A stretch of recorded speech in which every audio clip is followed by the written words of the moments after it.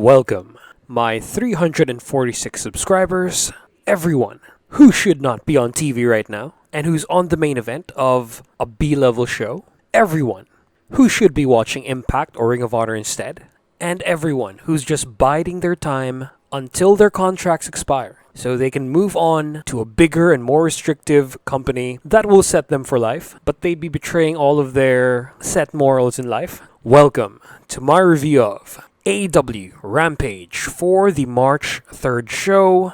Like the video, comment, give me your thoughts. Let's begin. So this show has so many things wrong with it. It does have the good matches, yes. I think 3 out of the 4 had nothing wrong with it. For the show it's booked on and its purpose on the card, but just everything else. Everything in between the matches is basically just a video package of the feuds for the pay-per-view. It's kinda like Sunday Night Heat or Velocity, right before the pay-per-view. There is no more storyline progression for anything, especially the feud that needed it the most, the Elite versus House of Black. And going in after watching Dynamite, I really thought that there was going to be an Elite and House of Black segment, even just a promo, even a video package. But there was none. The most we got out of the Elite was just a picture of the match itself. And I don't know if it's Steve's theory from Steven Larson that the Elite are just coasting, they're waiting for their contracts to expire. But goddamn, it's looking more and more like that. But I don't want to believe that yet. It might not be at that point yet, but it's certainly very disrespectful to the founders as well as a team that could replace them. And Kenny's been talking about the importance of storytelling in wrestling, heavily in the podcast with Swerve and then with Renee, but then he's getting the absolute opposite of that. So yeah, hopefully they get just split back up, put in their own divisions, maybe feud with House of Black, this is just the start, and then maybe when all is lost, Kota Ibushi shows up and saves their asses. I think all 6 of these guys, maybe lesser so the Young Bucks, are being wasted on a Rampage. And Tony might be listening to too much criticism about the Young Bucks, burying talent, being politickers. Who gives a shit? They're your stars, put them back in the show. So yeah, for the actual show, for the first match, it's the 4-way tag team match. It's a preview of what's coming in the pay-per-view, and it's BCC with Claudio and Wheeler, The Dark Order with John Silver and Alex Reynolds, Aussie Open, and Top Flight. So this had and still has a chance to overshadow the pay-per-view match, but it felt like they were told to tone it down a bit, to avoid as much as possible to outperform the match at the pay-per-view. It was felt like they slowed down about 25%. They held back about that much. Because the teams here are capable of better. But I think they did enough. For a Rampage, for this situation. The story of the match centers around the Dark Order and the BCC. And the most entertaining parts of this match is whenever John Silver and Claudio are both in the ring.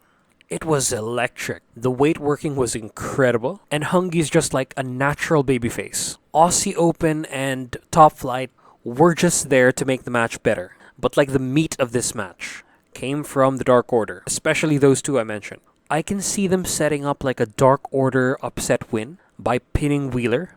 And then maybe Claudio versus Hungy on Ring of Honor. They set something up with LFI, but it doesn't quite make sense since they're watching from backstage. But the team they were said to be feuding with, who are the Lucha Bros, why even show this? There's no match of this in the pre-show. And who exactly are they targeting? They have beef with 2 factions here, but those 2 factions are feuding. What's the point with LFI looking at them? But at least they're on TV, and I think they just need 1 more faction member to balance things out. Just because Andrade is not there anymore. If we're gonna run with Rush as leader, we need another member. So for spots of the match, honorable mention is the Friendly Fire Lariat by Mark Davis on Kyle Fletcher. I like that Mark Davis wound up his arm too much that he can't even stop it. He's a train out of control and he just nailed his partner. Number 3 is the Pendulum Bomb. I really like this move. I didn't appreciate it with 3 people, but with 2 it looks a bit more impressive. Number 2 is the Dante outside dive. What a beautiful outside dive. And number 1 is the Johnny Hungy rally, where he attacks Claudio and then he just like does a circuit around the ring and then takes everybody out. He's like Super Mario with a star. This is his best spot. As for the tag team action, it's not PWG. It's not like New Japan levels of like not tagging out. Tag rules were pretty enforced. The tag team moves weren't that crazy this time. There's no like fluid transitioning to like other tag team moves, but I enjoyed the match all the same. It's like good for TV. And as for the finish, it's pretty cool. The Dark Order do their combination. It ends with a Johnny Hungy German suplex. Wheeler Yuta does a double foot stomp on Hungy, and then does a seat belt for the win.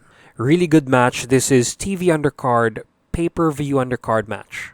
Honestly, I think this will be better than the one at the pay-per-view. They held back and I still think they're going to be better. But yeah, we'll see what happens. So after this, we get like the Jungle Boy promo where they finally make it make sense. This should have been on Dynamite.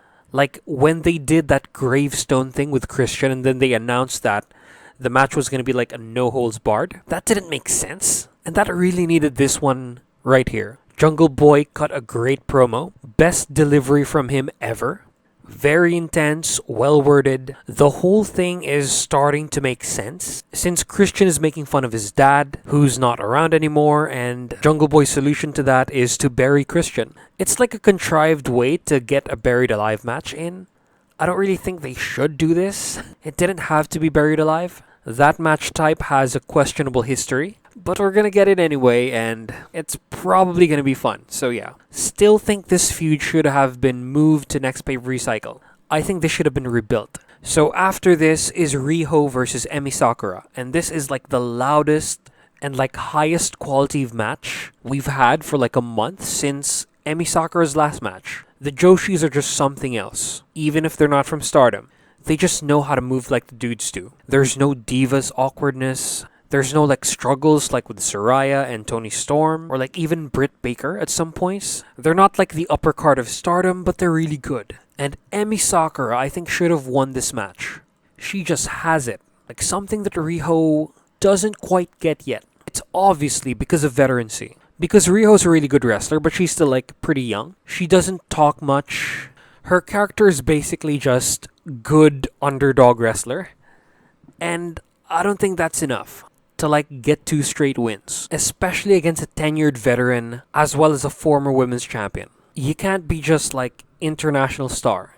Like even Konosuke Takeshita. Konosuke Takeshita is finding his own and he's just like arrived on a regular basis. He's found his thing and it's like one of the most played out things in other media, but in wrestling it works. Riho has been here for like 3 years, maybe like minus the times when she didn't have her visa, but you need to get a character. But as for Emi Sakura, she knows what she is. And she's like a Japanese anime cougar. Like just the charisma and playing with the crowd, as well as this like Japanese laugh. The one where she went, I'm just gonna play the sound clip here. That might be their new catchphrase there, Jim. Yeah, that's so anime. Yeah, these women just know like how to space moves out. They know when to do them. There's no like start and stop momentum, unlike with a lot of the other women like Saraya and Toni Storm, and to some degree Ruby Soho and Britt Baker. Like a lot of the Western women have this problem. So yeah, for the top 3 spots of the match, I'm gonna start first with an honorable mention, and it's like the moonsault that Emi Sakura does.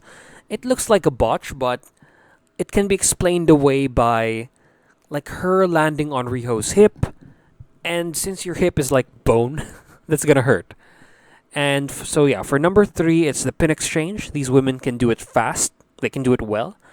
Number 2 is the Sakura laugh. That's just like incredible, like peak character work.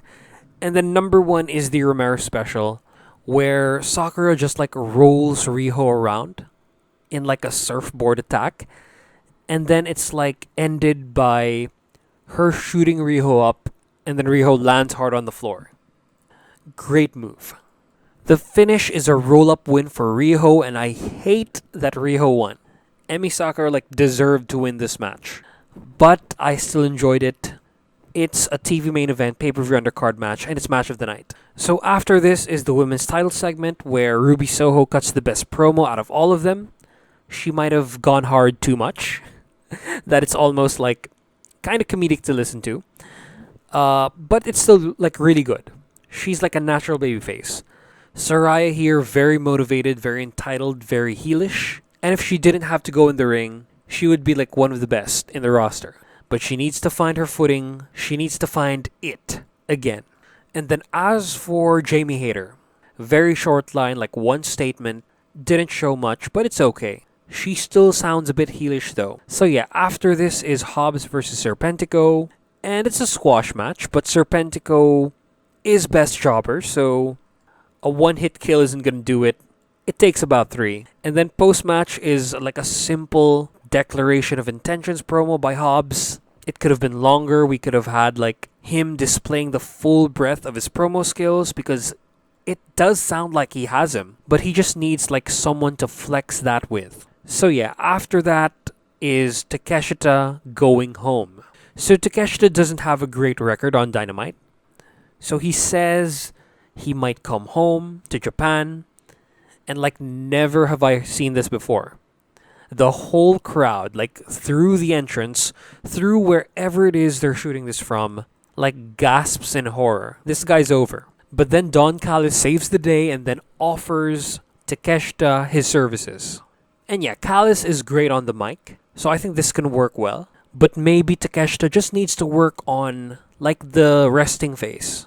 Don't look too innocent all the time, man. But aside from that, really good.